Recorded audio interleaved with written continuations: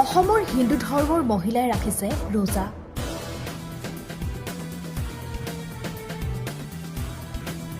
আপুনিও মাছাল্লা লিখি এটা শ্বেয়াৰ কৰি দিয়ক আজিৰ প্ৰতিবেদনটো। ইছলাম ধৰ্মাৱলম্বী লোকৰ ৰমজান মাহ চলি আছে, তাৰ মাজতে এক সুন্দৰ নিদৰ্শন। হিন্দু ধৰ্মৰ লোক হৈ ৰাখিছে ৰোজা। জাতিৰ ভেদ পাহৰি সম্প্ৰীতিৰ নিদৰ্শন দাঙি ধৰিলে শিখা শৰ্মাই। পবিত্ৰ ৰোজা ৰাখিছে সকলোৰে পৰিচিত শিখা শৰ্মাই।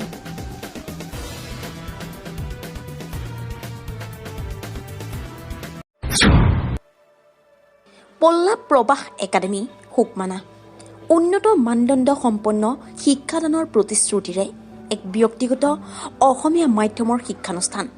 ইতিমধ্যে শিক্ষানুষ্ঠানত বিনামূলীয়াকৈ অংকুৰৰ পৰা নৱম শ্ৰেণীলৈ 2024-25 শিক্ষাবৰ্ষৰ নামভৰ্তিকৰণ চলি আছে।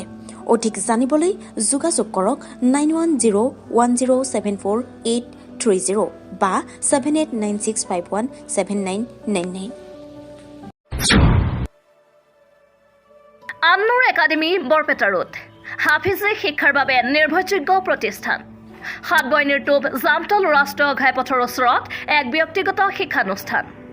2024-25 বৰ্ষৰ নামভৰ্তি প্ৰক্ৰিয়া চলি আছে। অধিক জানিবলৈ যোগাযোগ কৰিব পাৰে 8511581266, 9101762634 আৰু 9954080589। উল্লেখযোগ্য যে ইয়াত অতি কম দিনৰ ভিতৰত আপোনাৰ সন্তান কোৰাণৰ হাফিজ হ'ব পাৰিব। ইছলামিক শিক্ষাৰ লগতে আধুনিক শিক্ষাও দিয়া হয়।